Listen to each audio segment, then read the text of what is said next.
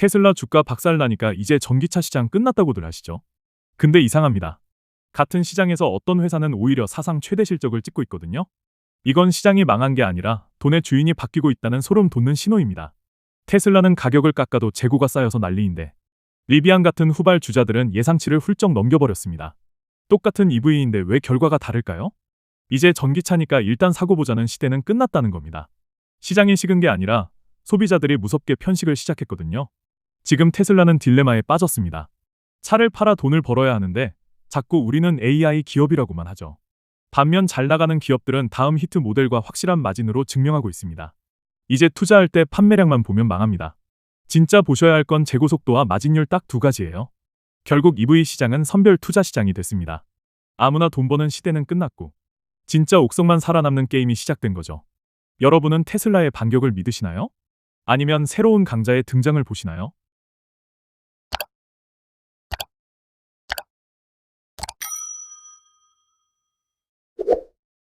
테슬라가 무너지고 있습니다. 서학개미들의 영원한 1순위. 그 아성이 흔들린다는 건 이제 EV 시장이 끝났다는 신호일까요? 그런데 이상합니다. 같은 시장에서 어떤 회사는 오히려 예상보다 차를 더 잘 팔고 있거든요. 이건 단순한 하락이 아니라 시장의 판 자체가 바뀌고 있다는 아주 무서운 신호입니다. 오늘 산업이 무너지는 건지 특정 기업이 무너지는 건지 그 진실을 파헤쳐 보겠습니다. 여러분, 최근 발표된 실적 데이터를 보면 고개가 갸우뚱해지실 겁니다. 전기차의 대명사인 테슬라는 시장의 예상치에 미치지 못하는 성적표를 내놓으며 주가가 휘청였죠. 반면 만년 적자 기업이라 조롱받던 리비안은 오히려 예상치를 뛰어넘는 판매 실적을 기록하며 시장을 놀라게 했습니다. 자, 여기서 우리는 아주 중요한 질문을 던져야 합니다. 만약 전기차 시장 자체가 완전히 죽었다면 왜 리비안 같은 후발 주자는 여전히 성장세를 유지하고 있는 걸까요? 흔히들 지금을 전기차 캐즘, 즉 대중화 전의 일시적 수요 정체기라고 부릅니다. 하지만 데이터를 뜯어보면 이건 단순한 정체기가 아닙니다. 같은 산업 같은 시기인데 결과가 극명하게 갈린다는 건 이제 전기차니까 무조건 산다는 시대가 끝났음을 의미하죠. 테슬라는 그동안 독점적 지위를 누려왔지만 이제는 소비자들에게 왜 테슬라여야 하는가라는 질문에 새로운 답을 내놓지 못하고 있습니다. 반면 리비안은 자신들만의 틈새 시장과 명확한 타겟팅으로 그 틈을 파고들고 있죠. 이건 시장 전체의 파이가 줄어든 게 아니라 파이를 나눠 먹는 기준이 바뀌고 있다는 신호입니다. 과거에는 기술력 하나로 승부했다면 이제는 소비자가 원하는 가치가 무엇인지 정확히 꿰뚫는 기업만이 살아남는 구조로 재편되고 있는 겁니다. 테슬라의 부진과 리비안의 선전, 이 극명한 대비가 우리에게 말해주는 진짜 속사정은 무엇일까요? 단순히 운이 좋아서일까요? 아니면 우리가 놓치고 있는 거대한 자금의 흐름이 있는 걸까요? 지금 시장 밑바닥에서 실제로 벌어지고 있는 진짜 전쟁의 양상을 숫자로 직접 확인해 보겠습니다. 월스트리트 저널과 블룸버그의 최근 분석을 종합해보면 상황은 더욱 명확해집니다.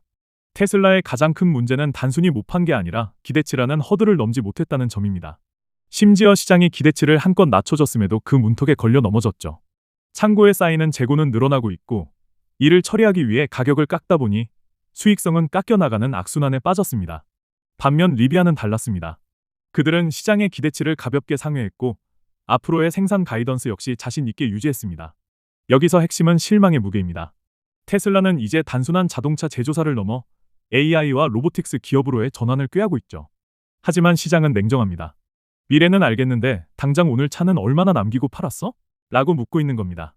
테슬라가 자동차 마진율에서 방어에 실패하는 동안 리비안은 효율적인 비용 관리와 충성도 높은 고객층을 확보하며 존재감을 과시했습니다. 즉, 지금 EV 시장의 문제는 전체 수요의 소멸이 아니라 기대와 현실 사이의 괴리에서 오는 충격이라고 볼 수 있습니다. 숫자는 거짓말을 하지 않습니다.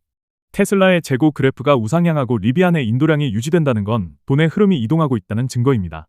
투자자들은 이제 성장주라는 이름표만 달고 있다고 해서 지갑을 열지 않습니다. 실질적인 인도 실적과 수익 구조를 증명해내는 기업에만 자금을 집중하고 있죠. 결국 지금은 누가 더 많이 파느냐보다 누가 더 기대를 잘 충족시키느냐의 싸움이 된 겁니다. 그렇다면 왜 테슬라는 그 높은 기대치를 맞추지 못하고 고전하는 상황에 리비안은 어떻게 거센 파도를 견뎌낼 수 있었던 걸까요? 그 결정적인 차이를 분석해 보겠습니다. 사람들은 말합니다. 이제 전기차 살 사람 다 샀다라고요. 하지만 이건 반만 맞는 말입니다. 정확히 말하면 전기차 수요 자체가 사라진 게 아니라 갈라진 것입니다. 초기 시장에서는 전기차라는 존재 자체가 혁신이었기에 어떤 모델이든 환영받았습니다. 하지만 지금은 다릅니다. 소비자들은 이제 아주 까다로워졌습니다. 연비, 디자인 그리고 브랜드 이미지 및 가성비까지 따지며 철저하게 선택을 하고 있습니다. 즉, EV 시장은 성장 산업에서 선별 산업으로 체질 개선을 하고 있는 중입니다. 돈의 흐름을 추적해보면 아주 흥미로운 점이 발견됩니다. 과거에는 전기차 ETF처럼 산업 전체에 돈이 묻어나갔다면 이제는 특정 기업으로 자금이 쏠리는 현상이 심화되고 있습니다. 잘 파는 놈만 밀어준다는 생존 논리가 지배하기 시작한 거죠. 테슬라가 독점하던 시장의 현대차, 기아, 리비안, 루시드, 그리고 중국의 비아디까지 가세하면서 소비자의 선택지는 넓어졌고 테슬라의 팬덤만으로는 시장을 장악하기 버거운 상황이 온 겁니다. 이건 우리 투자자들에게 아주 중요한 메시지를 던집니다. 이제 전기차 섹터가 오를 거야라는 막연한 기대는 위험하다는 뜻이죠. 이제는 어떤 회사가 이 갈라진 수요의 중심을 차지할 것인지를 봐야 합니다. 시장은 차갑게 식은 게 아니라 옥석 가리기를 위해 잠시 숨을 고르고 있을 뿐입니다. 수요는 여전히 존재하지만 그 수요가 이동하는 방향을 읽지 못하면 수익을 내기 힘든 시장이 된 것이죠. 그렇다면 이 옥석을 가리는 가장 강력한 기준은 무엇일까요? 단순한 브랜드 파워일까요? 아니면 다른 무언가가 있을까요? 그 비밀은 바로 기업의 가격표와 창고 안에 숨어 있습니다. 전기차 시장의 승패를 결정짓는 핵심 지표, 이제는 가격과 재고입니다. 테슬라의 최근 행보를 보시죠. 재고가 쌓이기 시작하자 테슬라는 공격적인 가격 인하 카드를 꺼내 들었습니다. 겉으로 보기엔 시장 점유율을 지키려는 전략 같지만 투자자 입장에서는 공포스러운 신호입니다. 가격을 내리면 당장의 판매량은 유지할 수 있을지 몰라도 한 대 팔 때 남는 마진은 깎여 나갈 수밖에 없기 때문이죠. 결국 제 살 깎아먹기 경쟁이 시작된 겁니다. 이제 EV 시장은 얼마나 많이 파느냐보다 얼마나 남기면서 파느냐의 싸움으로 변모했습니다. 과거에는 테슬라의 압도적인 마진율이 프리미엄의 근거였지만 지금은 일반 내연기관차 수준으로 마진이 내려오고 있습니다. 반면 재고 관리에 성공하고 가격 방어선을 지켜내는 기업들은 시장에서 높은 평가를 받기 시작했습니다. 재고가 쌓인다는 건 수요 예측에 실패했거나 제품의 매력이 떨어졌다는 뜻이고 이는 곧 추가적인 가격이나 압박으로 이어지기 때문입니다. 결국 지금 투자자가 주목해야 할 건 판매 대수라는 숫자가 아닙니다. 그 숫자를 만들기 위해 회사가 얼마나 많은 출혈을 감수했는지를 봐야 합니다. 마진이 무너진 성장은 지속 가능하지 않으니까요. 테슬라가 가격 인하의 늪에서 허우적거리는 동안 오히려 자신들만의 가격 정책을 유지하며 안정적인 재고 흐름을 보여주는 기업들이 주목받는 이유가 여기 있습니다. 그렇다면 리비안은 어떻게 이 혹독한 가격 전쟁 속에서도 버텨내며 긍정적인 신호를 보낼 수 있었을까요? 그들이 가진 히든카드는 무엇이었는지 구체적으로 살펴보겠습니다. 시장은 현재의 판매량보다 다음 히트 모델이 무엇인지 그리고 그 모델이 시장을 얼마나 장악할 수 있는지를 더 높게 평가합니다. 리비안의 사례는 지금 EV 시장에서 살아남는 법을 명확히 보여줍니다. 기존 모델의 노후화를 극복할 신선한 라인업 그리고 안정적인 판매처 확보입니다.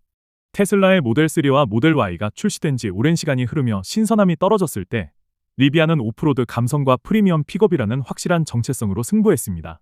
돈의 흐름은 늘 새롭고 확실한 성장 동력이 있는 곳으로 흐르기 마련입니다. 리비안은 적자 기업임에도 불구하고 자신들이 그릴 수 있는 미래가 테슬라보다 더 선명할 수 있다는 것을 숫자로 증명해낸 셈입니다. 결국 지금 시장이 원하는 건 버티는 힘과 치고 나갈 무기입니다. 현재의 판매량은 그저 기초 체력일 뿐 주가를 움직이는 건 결국 차세대 모델의 성공 가능성입니다.